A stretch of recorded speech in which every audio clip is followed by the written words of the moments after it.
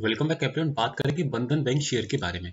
देखिए, बंधन bank share में आज आपने क्या देखा कि लगभग 3.5% की एक बड़ी गिरावट स्टॉक में देखी कि स्टॉक ओपनिंग से ही 168 के आसपास का एक टॉप लेकर के 168 169 का कंटिन्यूसली गिरावट दिखाता है और एंड ऑफ द डे अगर आप देखेंगे तो इसकी क्लोजिंग जो हमें मिली है वो लगभग 162.60 के आसपास मिली है। यानी कि ओवरऑल स्टॉक में एक अच्छी खासी गिरावट हमने देखी है। तो अब ऑप्शन चेन के माध्यम से देखिए समझने की कोशिश करेंगे कि आने वाले ट्रेडिंग सेशन में क्या संभावनाएं यहाँ पर नजर आ रही हैं।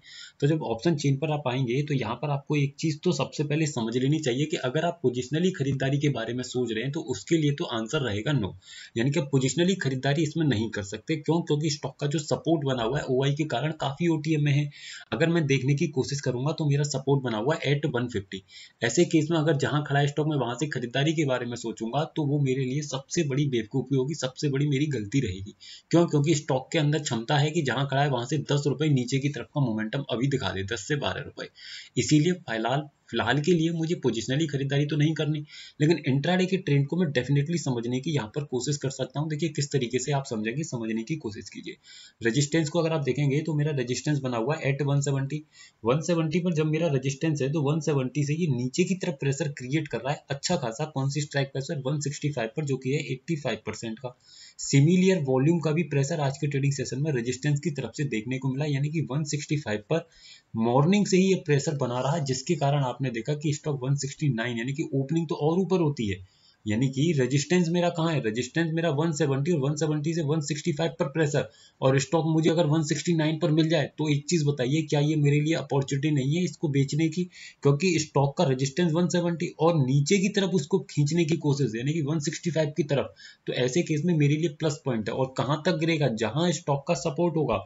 सपोर्ट स्टॉक का बना हुआ है एट 165 पर बिकॉज ऑफ वॉल्यूम, और नीचे की तरफ वो भी प्रेशर क्रिएट कर रहा है। यानी कि रेजिस्टेंस भी बेरिश प्रेशर, सपोर्ट भी बेरिश प्रेशर। मतलब क्या हो गया? स्टॉक में ब्लड बाथ आपको देखने को मिलेगा। इस चीज को याद रखिएगा और उसका इंपैक्ट आज के ट्रेडिंग सेशन में आपने ये देख लिया है ना। तो अगर दोनों तरफ से ही बेरिश प्रेशर लगता है तो ऐसे केस में स्टॉक हो चाहे निफ्टी हो, आपको वहां पर एक ब्लड बाथ की सिचुएशन बनते हुए दिख जाएगी। बड़ी गिरावट स्टॉक में देखने को मिलेगी। अब संभावनाएं क्या है समझने की कोशिश करते हैं आने वाले ट्रेडिंग सेशन के लिए। देखिए, जो रेजिस्टेंस की तरफ से प्रेशर क्रिएटेड है 170 टू 165 पर 85% का, या तो ये पूरी तरीके से 100% आ जाए 165 पर, और अगर ऐसा होने में सक्सेस हुआ तो जो रेजिस्टेंस मेरा 170 पर है फिर वो स्टॉक का टॉप 165 हो जाएगा और स्टॉक 165 से 150 के मोमेंटम आपको दिखाने में सक्सेस रहेगा। लेकिन इसको आपको यहाँ पर एक चीज और ध्यान में रखनी है कि 150 से ऊपर की तरफ कौन सी स्ट्राइक प्राइस पर? 160 की स्ट्राइक प्राइस पर आप आज के ट्रेडिंग सेशन में स्लाइड सा प्रेशर देखा गया है। अगर ये प्रेशर आने वाले ट्रेडिंग सेशन में बढ़े, आज की परसेंटेज ये 75 है, अगर ये बढ़ने लग जाए तब मैं कहीं ना कहीं पोजिशनली के बारे में सोचूंगा। लेकिन फिलहाल के लिए तो कुछ भी नहीं सोचना है, एक दो दिन जब तक कि मेरा सपोर्ट कहीं नियर आकर के स्ट्रॉन्ग ना हो जाए।